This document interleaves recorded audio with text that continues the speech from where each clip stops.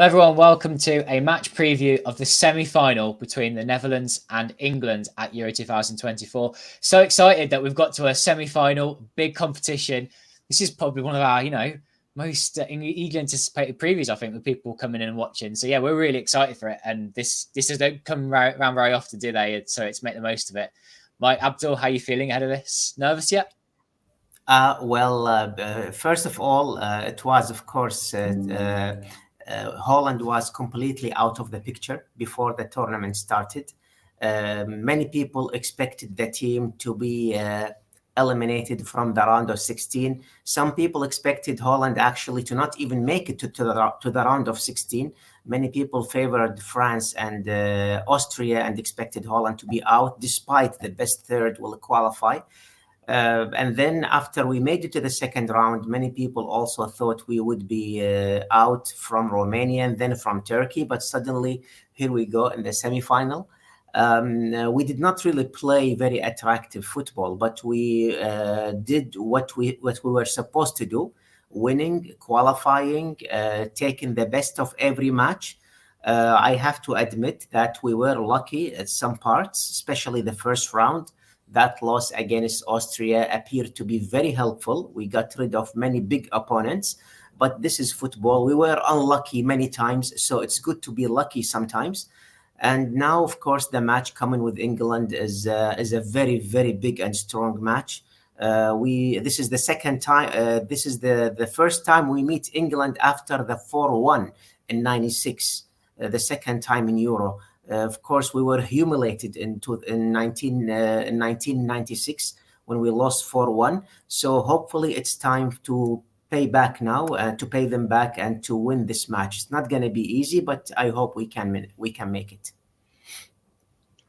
I think if you look back at Netherlands, England in the Euros, you'd go back to the last time they actually met in Germany, when actually Marco van Basten scored the hat-trick to won the game that set them on route to winning the tournament. So Ronald Koeman was on that side. You could say that Wout Weghorst might channel his inner Van Basten and score a hat-trick that takes us to the final. But yeah, it's going to be a tough game. The nerves are certainly kicking in, and they will do tomorrow as well when we watch France against Spain, because I think undoubtedly this is going to be Netherlands' toughest match so far. They need to be switched on for the whole game, and they need to be a lot tighter defensively than we've seen in the last few matches. So it's going to be a big occasion, one that a lot of people didn't expect Netherlands to get to, and they still don't think that, from what I've heard, that they think Netherlands have been that great.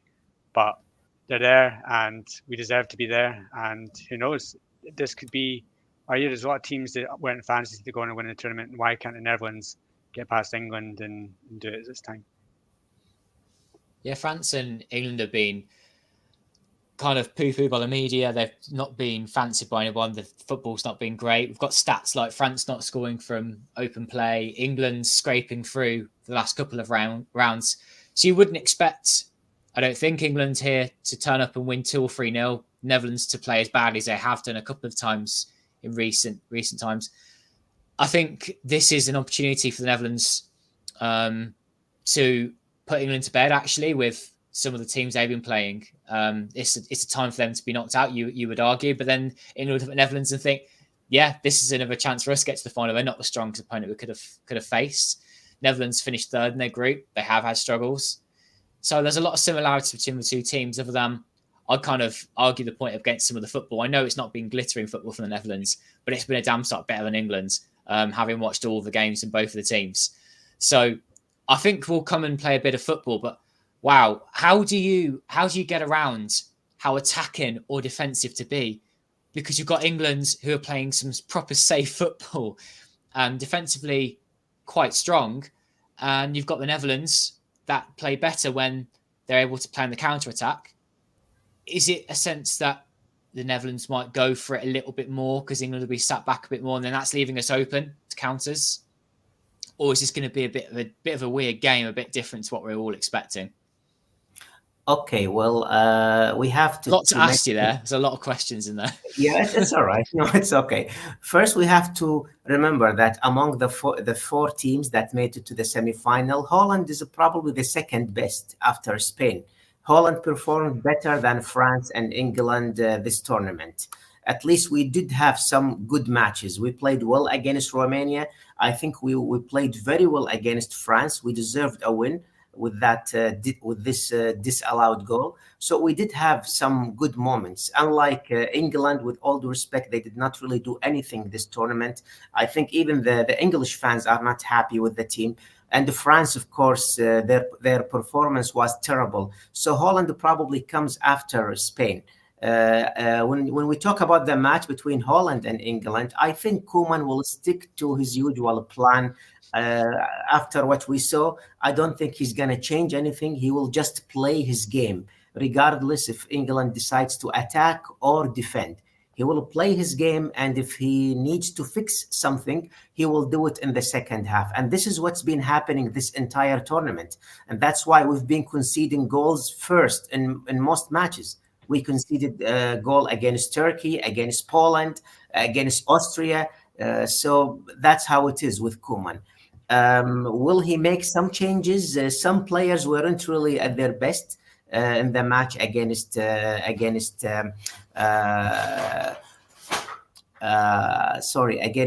Turkey. I think Dumfries wasn't really that good. Nathan Ake wasn't good. Memphis wasn't good. Will he make any changes? Even with that, I doubt it really. I don't think he will make any changes, except for the place of Bergwijn. I do expect something different. Maybe Frimpong will be there, or Malen from the beginning. That's what I expect.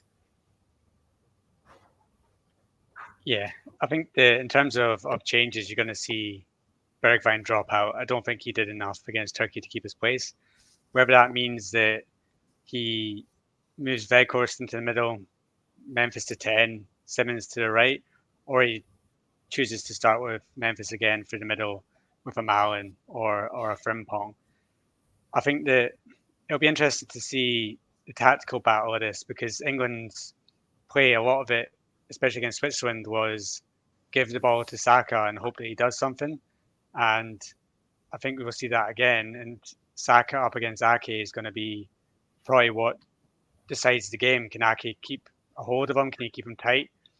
Or does Koeman eventually need to bring in Van de Ven to have that pace up against him? So, yeah, there's a couple of tactical decisions that Koeman needs to make, because England might be weaker on the left-hand side. If Trippier starts, that'll leave space for Dumfries or a Frimpong to get in behind.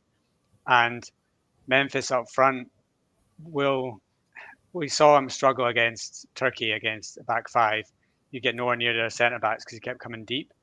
Against England, their strength have been in the first few games their centre backs. Mark Gahey and John Stones.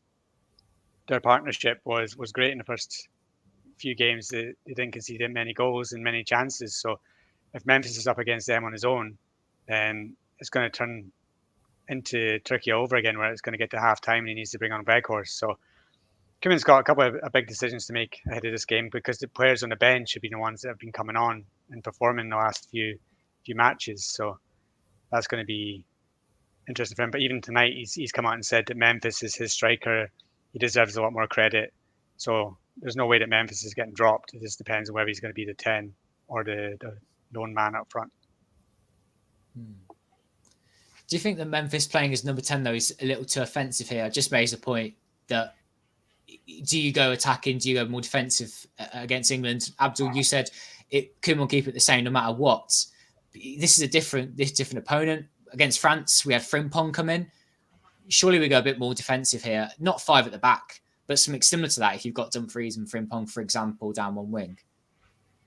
I agree with Mike. I think Van de Ven suits the match of England more than Nathan Ake. I agree. Yeah, especially in that position. He's stronger, faster, and he showed what he's capable of against Turkey. He's one of the reasons why we won, actually, that match after the amazing save he made. So yeah, I would think, and I would really put Van de Ven instead of Nathan Ake. Up front, Bergwijn, I think he will be helpless against England. His side will be weak. I think Frimpong will do better. Maybe Koeman will pretty much play the same way he played against France, because this is the toughest opponent we faced since we faced France. And in that match, he played in a different way a little bit. By putting Frimpong up front in the right wing. Maybe this is what he's going to do this time too. The problem with Koeman is he's so predictable, with all respect to him. So I don't think he will do anything different. It's probably Frimpong. I wish I could see Van de Ven again in the left back, but I think he will come in the second half. I don't think he will start with him. Yes, he is a bit predictable, isn't he? A lot of the same changes happening in games. And then I remember in one of the last post-match streams, we said, why we bring on Xerxes playing two up top when we're holding on to a lead? And then someone went, well, you said he was too predictable with his subs, and now look, now you're complaining. Yeah, I don't think there's any chance of us seeing Xerxes, who of course has been linked with Man United in the past week. But changes-wise, yeah, I'd like to see Van de Ven come in place of Ake. Doesn't mean I don't like Ake, just think Van de Ven suits better. I don't know whether Koeman's got that kind of bravery to do that. And I think he'll bring Van de Ven in again after about an hour, knowing that there might be extra time, say, up ahead, and both left backs playing an hour against Saka might be more appropriate, I guess. But if you've got Van de Ven coming in, I personally would like to see Frimpong come back on the right. That could give us the possibility of playing Memphis behind Weghorst by having Frimpong there to be a bit more secure, but also having that pace. But other than that, I wouldn't change much. And just again, I want to shout out Verbruggen's had a good tournament. Schouten's had a good tournament. And there've been moments where players like Dumfries and Reinders have played okay as well, but not like enough yet. Maybe this is their moment. This is their game. And yeah, in addition to those centre-backs that we know are fantastic, but I think us being defensively solid is so important to this game. We have to keep things out. But England have been so flat that could it be quite easy? Will we see like rejuvenated England? That's again another. I didn't think they were much better against Switzerland. I thought first half they were okay, but that's because the bar was so low in their previous games. I'm saying this more as an England fan now as well. I mean, I'm a Netherlands fan more than an England fan. I've been feeling that throughout the tournament. But England, I've not enjoyed it. I mean, like almost falling asleep territory with how boring some of the games have been. They are not an offensive side. They're not playing fast football or getting the crosses in. It's, yeah, really is quite pedestrian. And I don't know how that suddenly changes against the Netherlands unless we drop an absolute clanger. The problem is Southgate he's also predictable, or maybe this is not a problem for us. This is good actually. He is also predictable. I think what he does is just playing safe the entire match. What Southgate cares for is results. He doesn't really care for performance, and that's why important here, couldn't it? This same thing could happen again. Yeah, exactly, and that's why with him, England reached high levels. They reached the World Cup semi-final, Euro final. So he is really doing well when you talk about results. But with performance, I think he will do the same. Sit back and expecting maybe one of the players does something magical and score a goal. Or if Holland scores first, he will attack, just like what happened with Switzerland. They scored and he decided to attack. He equalized within 5 minutes because of the quality of players he has. So we really have to be careful with that. Whether we score first, we have to be careful. Whether he scores first, we really have to be careful because we will have to attack big time, and that will leave some spaces in the back. Yeah, I think I've watched every England game so far, and I think the thing that you've seen from England is that every single team that they've come up against so far has played a back five, and they've struggled to break down that back five. You've got Harry Kane coming very deep, so they'd never have anyone near the box to even get towards chances. So a lot of it comes down to, can Saka do something? Can Bellingham go on a run? Can Foden go on a run and try and create something magical because there's nothing else happening? And that's what Netherlands need to watch out for, because if, say, Dumfries bombs forward, Ake gets caught out, then Saka's in a lot of space to run and Bellingham's in a lot of space to run. That's when England can hurt you. So Netherlands playing a back four, as much as it helps us in terms of we can attack this England defence that has looked shaky, it also goes the other way where England will think, okay, we actually now have some space to move into which they haven't had so far in this tournament. So as much as it's a strength for us to be able to attack a shaky England defence, it's a big strength for them to be able to have the space that Foden, Bellingham and Saka especially need to create chances. And that's what's got me worried, that Netherlands' defences look shaky on the counter so far against Austria, and it looked shaky at times against Turkey. When those players are turned into Bellingham, Foden, Kane to finish off, and Saka, it's a lot more harder to keep them out. So the Netherlands are going to have to be very, very switched on at the back and not give the ball away stupidly like they were doing in the first half against Turkey. Yeah, fair. Against France, we were quite tight. I think we gave them a couple of good chances, didn't we, towards the end when we're fatiguing. You can see that's how Koeman's going to try and set us up again. We had practice matches in the past where we went back to a 5 at the back and it had a positive impact. I don't think he's going to, like I said already, I don't think he's going to go with that 5, but I wouldn't be against it. And, just to really try and grind out this game. I can't see it going any other way. I think it's going to be 0-0, possibly for a long time. There'll be 1 goal in it for a long time in the game. So if someone scores early, that could be it for a long time. And then we'll see what happens in there, sort of late in the game or extra time, penalties. I think it's one of those. Yeah. We only started, the only match we scored first was the match against Romania. Poland, Austria, Turkey, they all scored first. And with France, it was scoreless, of course. So the only match we scored first was against Romania. And that's probably the best match we played so far. It was pretty much an easy win. This time, we will play our game, and I don't think this will happen with England. They have a very strong and organized defense. That worries me, actually, because we might get desperate and try to attack more. And as I said, that could leave spaces in the back, or maybe Koeman will just accept the result. And he also waits for something magical to happen, just like Southgate. And then this will lead us, of course, to penalty shootouts. And that's a different story, of course. I think one of the big advantages that Netherlands will have is the fans in the stadium. I think we saw it against Turkey, where Turkey was the majority, but I think in this game it's going to be Netherlands majority, especially with it being so close to the Dutch border. And in Dortmund, there's been a lot of reports that the Netherlands section is going to be basically the yellow wall. So the yellow wall is going to turn into an orange wall. So that's going to be good to see. And in a stadium like Dortmund, where the atmosphere can be quite intimidating for away fans, if Netherlands can create something in there that G's the Netherlands players up, that would be magical, because they're going to need some support for this game. I think that if England get an early goal, it could become very difficult, because I see England coming out of traps quite strongly. It'll be down to Netherlands to keep them out and then hit them on the counter. And players like Gakpo, especially, we've not mentioned him yet. He's going to be crucial to getting anything out of this game. And one of the things that I've been surprised at with England is how slow Kyle Walker's been so far in this tournament. He's actually been got at by attackers. So I think that if Gakpo is on his game, he can take on Walker at every opportunity, then we have a chance. And that's why I think that Mickey van de Ven would be a huge asset, because if you're coming up against a tired Kyle Walker and you've got Van de Ven smashing past you, then he's not going to fancy that. So it will come down to, in the second half, Koeman getting Van de Ven on as soon as possible to create that extra pace down the left as well. With the problem is with intensive defense from England. I think Memphis will be lost, really, just like how he was lost against Turkey, especially in the first half, where he was completely invisible. I'm afraid this will be the same case with England in the first half.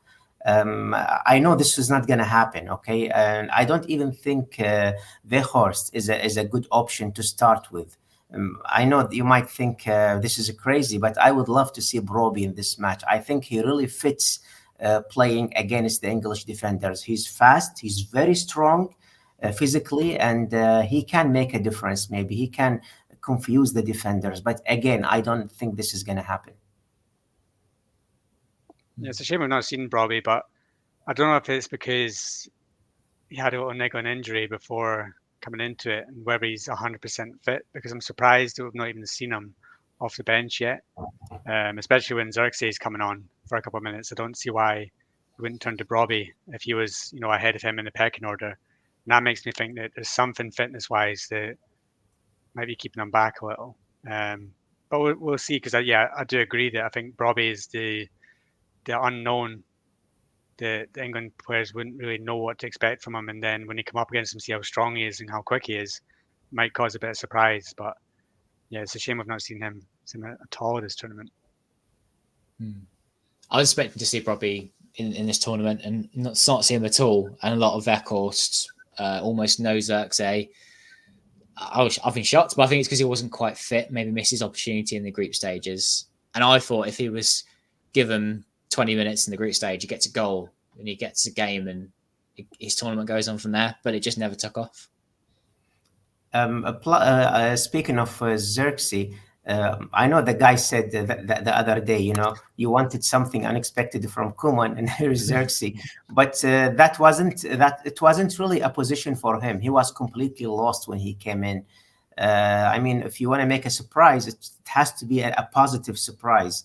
And I think it is time in the match against England where you can pull a positive surprise. We did not expect Frimpong to start against France, but when he did, he played very well in that match. He really helped Dumfries to close the right side for the French attackers. So maybe this time also, if he makes a pleasant surprise like this, bringing Brobbey, maybe he will have a big impact on the match. Where are these kind of key duels? We talked about left back versus Saka and Cody Gakpo being important, maybe up against Walker. Where else do you see the game being won and lost? The midfield is very crucial, actually.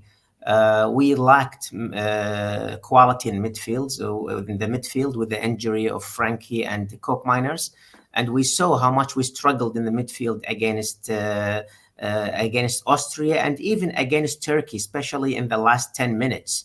They kept attacking, and there wasn't any midfield to stop the team, from attack, to help the defenders at least. And that's why the pressure was very big on the defenders. And that's what really worries me. We lack quality in the midfield with all the injuries. Vermen, Schouten, Safi, I don't think this is going to be the best midfield we can play with against England. There has to be some changes, but the only option we have is Grafenberg, which I think he will make a good impact if he plays too. But I don't think Koeman will let him start. Grafenberg could be very helpful. He plays in the English league. He faced many English players, so I'm sure he does know how to handle a match like this as a midfielder. Yeah, I think the midfield battle is crucial as well, because you got Schouten needing to protect the back four more than he has done in recent games. You need to have that screening, because you need to be able to pick up the Kanes, the Fodens and Bellingham, so just move around the pitch. You can't just allow them to have space whenever they want. So yeah, you need to have a screen there, and that's going to be down to Reinders and Schouten to stop that from happening. And what we can't see as well is, I don't think we're going to see Koeman bringing on Veerman again with 20 minutes to go, because I think the Veerman up against two really attacking central midfielders isn't really going to work very well, especially if Netherlands at any point are winning the game.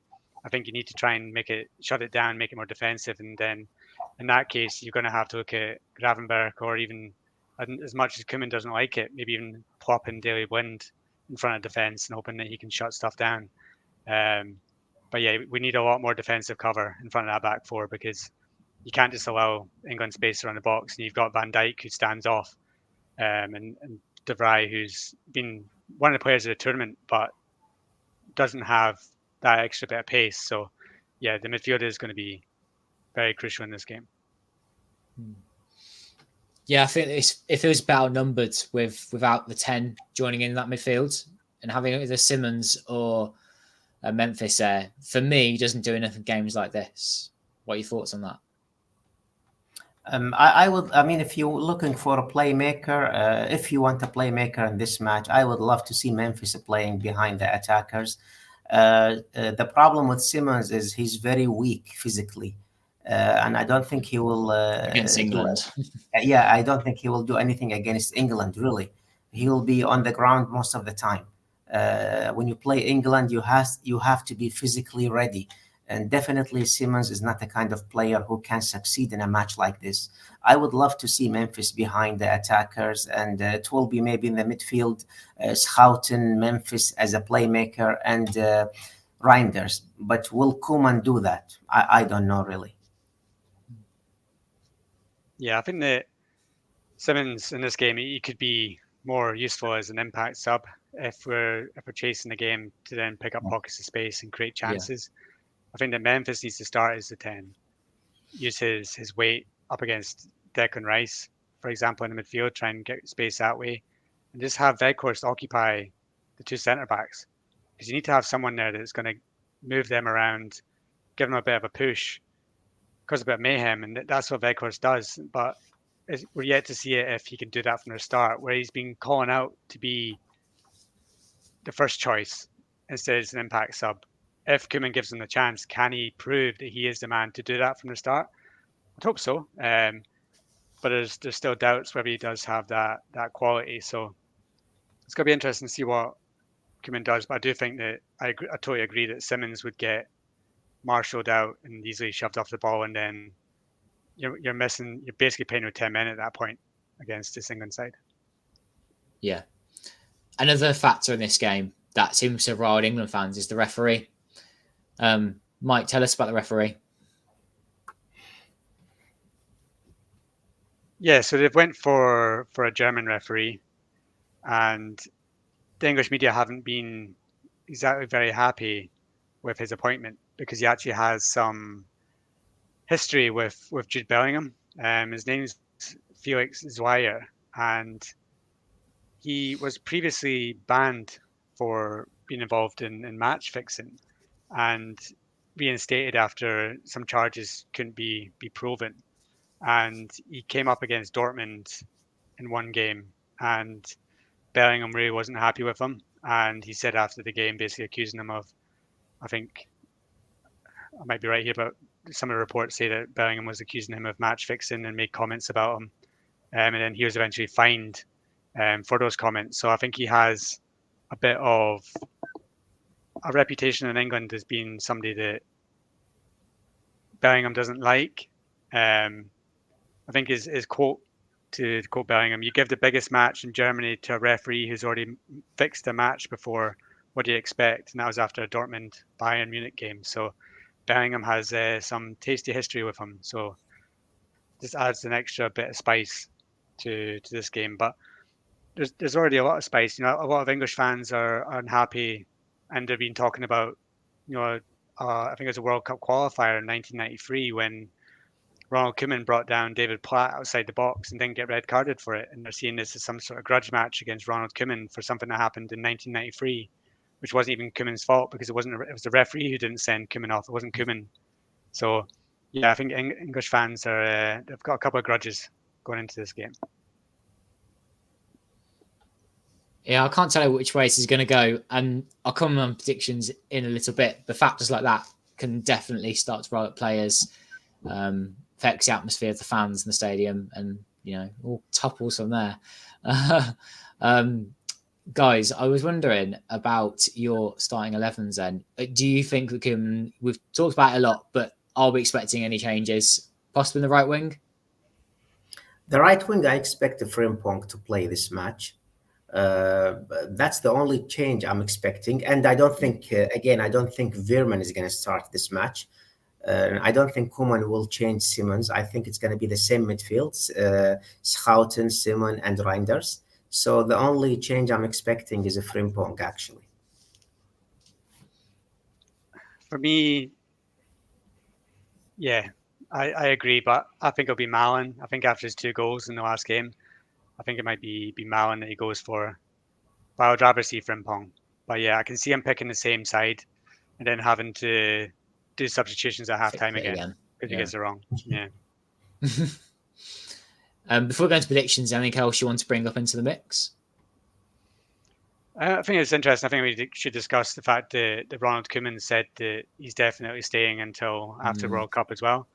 It was kind of said in a jokey way to the Telegraph, but he basically said, "Oh well, they can't sack me now since I've got them to the semi-finals. Whereas beforehand, I think there was an agreement that it would only get looked at if they got knocked out before the quarterfinals. So I think it's safe to say now that Koeman's safe in his job, whatever happens in this fixture. So even if Netherlands got dumped out 2-3-0, the KNVB will stick with him because he's probably done more than what we expected by getting Netherlands to this stage. There'll be someone listening to this going, hearing that for the first time, they'll be going, oh no. And there are so many more people that are going to have that reaction than a reaction that's positive. Well, he actually could be sacked in September or October if he performs bad in the Nations League. We are in a group with Germany, Bosnia, and Hungary. And if we don't qualify from that group, he could be sacked because the first and the second qualify. So if you don't qualify, that means Bosnia or Hungary will qualify instead of Holland. And I don't think the KNVB will be happy with this, But if he makes it to the second round of the Nations League, I think he is staying until the World Cup, yes.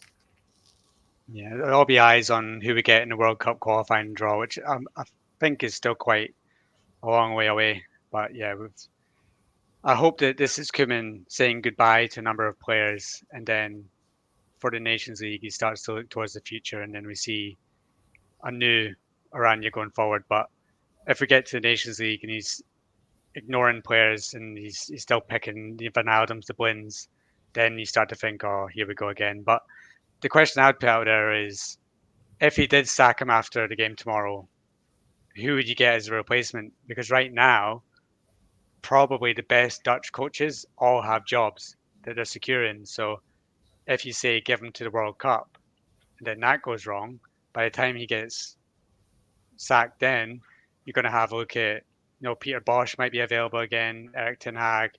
Who knows what will happen with Arne Slot? Who knows what will happen with Van Persie? Will Van Bronckhorst do all right in Turkey? So yeah, then you'll have a lot more options.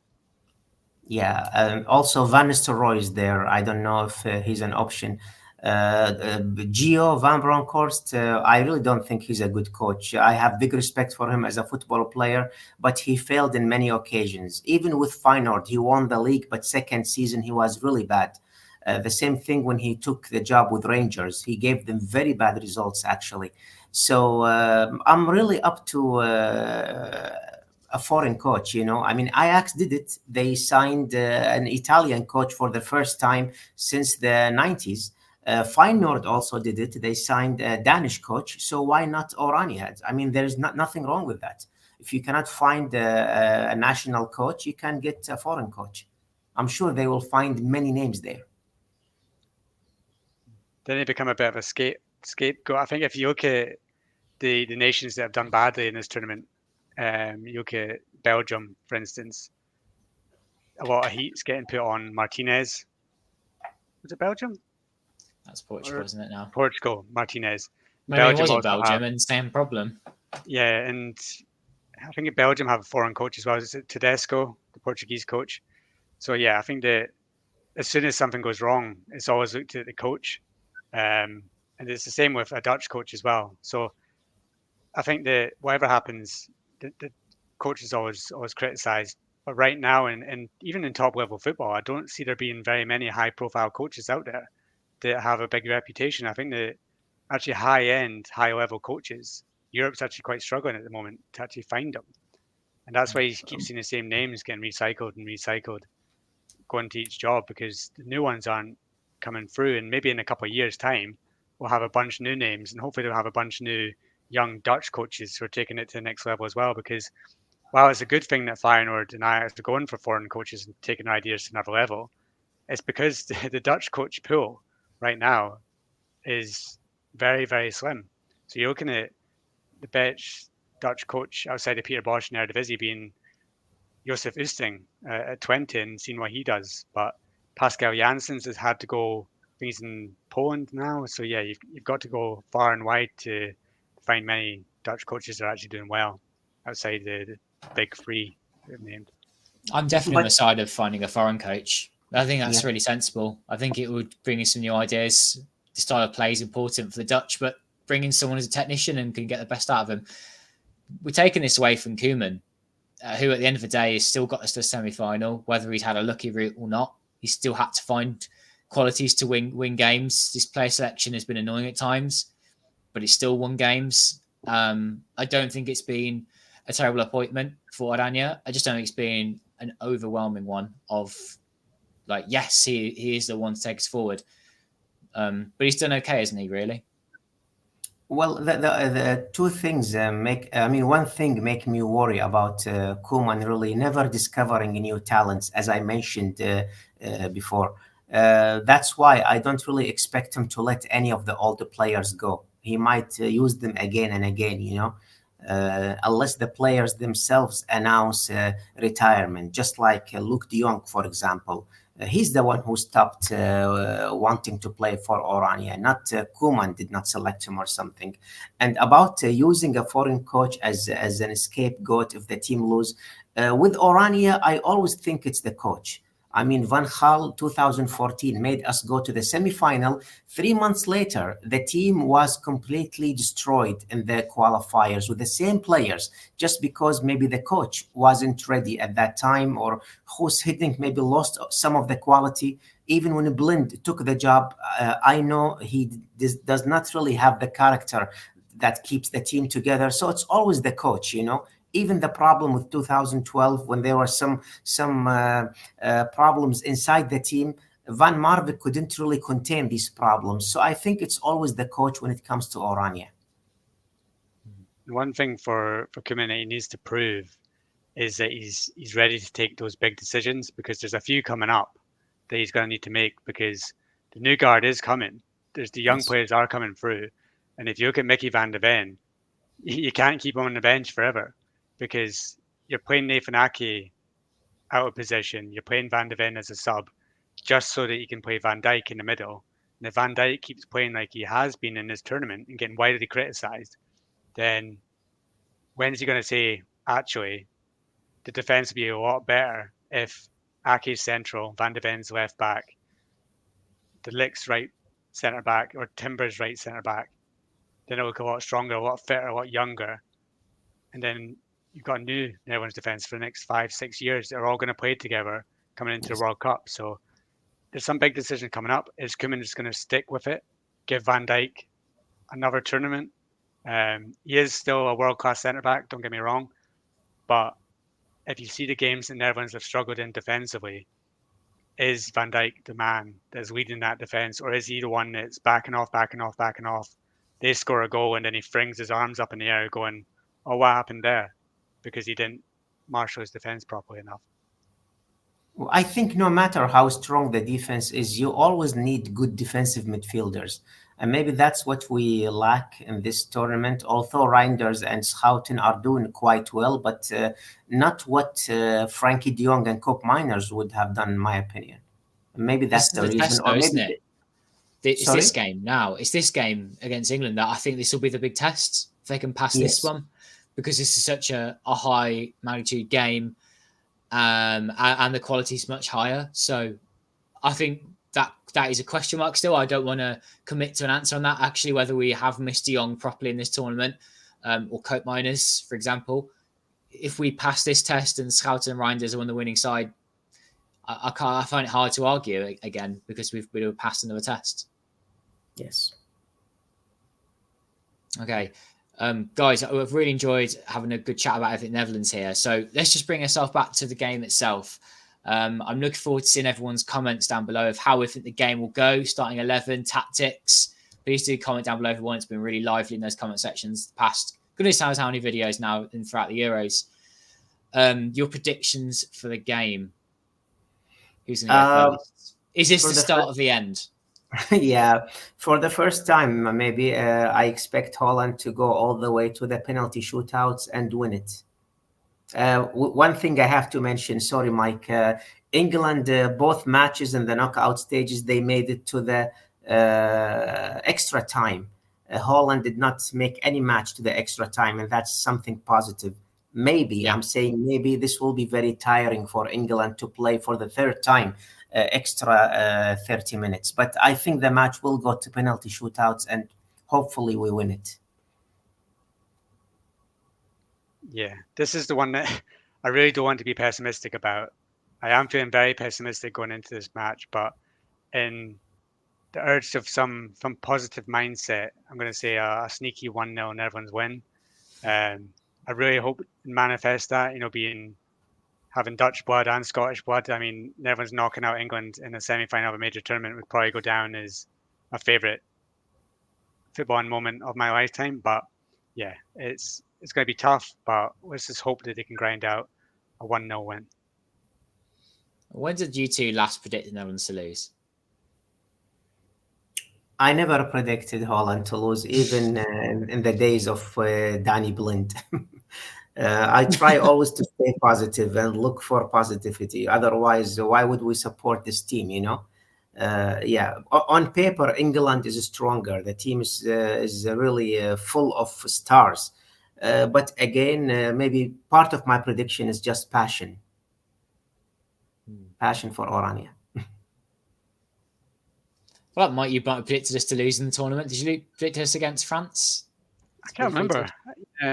Someone's going to go back and check now for us. It sounds like something I would say against France. They would probably get beat in that game. But yeah, it's as much as I'm dreading the fact that we're playing England.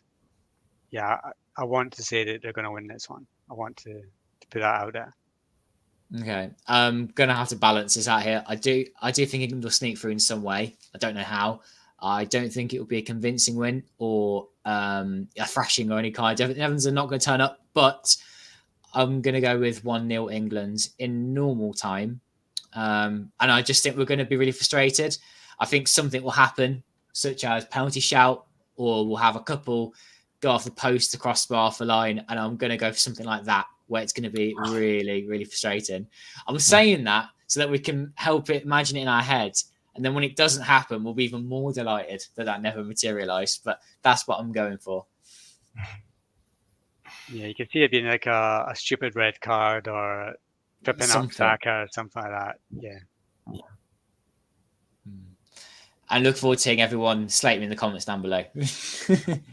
But I mean, I was positive against Romania, even if I didn't think we'd thrash them 3-0. I did think that we would have a victory in that game, and people in the comments said, no, Romania are going to comfortably beat us. And then we had it same against Turkey. So let's see what the comments are like this time. I'm looking forward to seeing everyone's predictions. But just in terms of excitement levels, how do you feel about this whole tournament as a whole? Because we could be about to end this preview now, and I know it sounds really sad, but when we come back on again in post-match stream, we might be sad, frustrated, annoyed at Koeman. Any of these things could be possible. Or we could come on and we'd be really delighted. But how has the tournament been as a whole, reflecting right now? If this is to be the end, do you look upon it positively? If it's for Oranje, I think it is positive when we talk about results, making it to the semi-final for the first time since 2004. And of course, in 2004 also, we did not do well at all, although the team was full of stars. And we needed the help of Czech Republic to qualify. But in this tournament, at least, we made it all by ourselves. We did not really need help from any team, despite the loss from Austria. I think when it comes to results, we did great, but not when it comes to quality. When it comes to quality, I don't think we showed really that much, except for a few times, as I mentioned before, the match against Romania and some parts of the match against France. And if I talk about the other teams or the rest of the teams, I don't think this tournament was the tournament of the big names. All the big names did not really show much. France, England, Italy, even Germany wasn't really that great. Spain maybe was the only team who played some impressive football. But this is the tournament of small nations, actually. Turkey was very impressive. Austria was very impressive in some matches. Georgia was very impressive in some matches, despite losing 4-1 in the second round. So that's how I see it. The tournament of small nations, really. Yeah, I think you got to be proud of the fact that Netherlands are here, and they've got further in the tournament in like Germany, Belgium, Portugal. We're going home, Italy, got knocked out. So you got to say that you're proud of the fact that they are in the final four. They got a good chance to get to the final. We've got to be positive about that.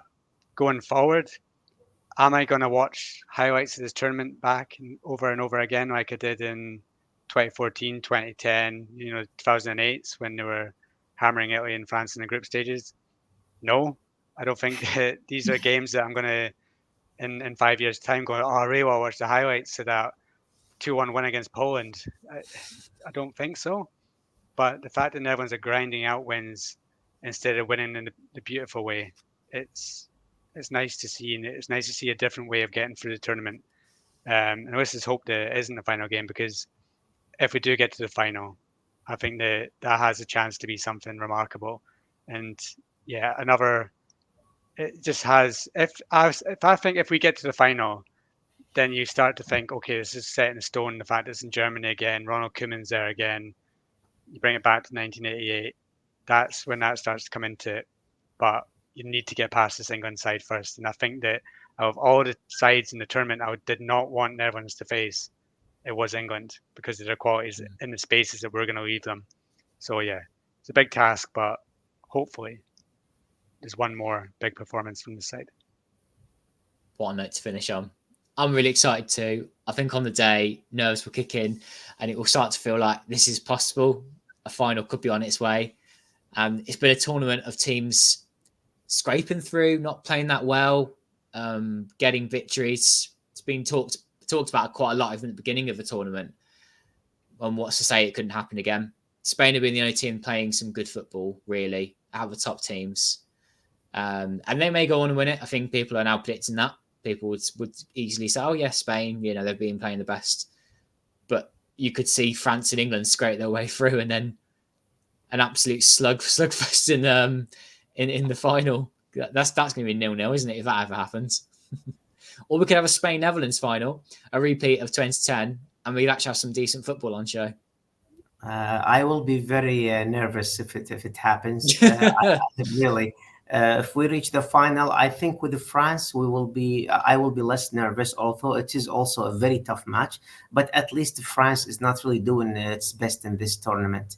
Mbappe is not playing the way he used to play, maybe because of the mask he's wearing. I don't really know. But the entire team is not really performing well. Spain is probably the best team in the tournament, but it's not always the best team that gets to win. We were the best in 2000. We did not win it. So we've been the best in many tournaments, actually, and we did not win them. So maybe it's time to win when you're not the best. Hopefully this will be the case this time. Fingers crossed that we're smiling when you next see us on the post-match stream. So can I just thank everyone for listening, watching, wherever that is. Could you give us a like before you leave? Support Football-Oranje, keep us growing. And comment down below your thoughts on the game, predictions, anything you like. And who knows, maybe Abdul is one step closer to going to the tattoo parlor. So for now, we'll leave you with our smiles and we'll hopefully see you with the same smiles in the post-match stream. Bye, everyone.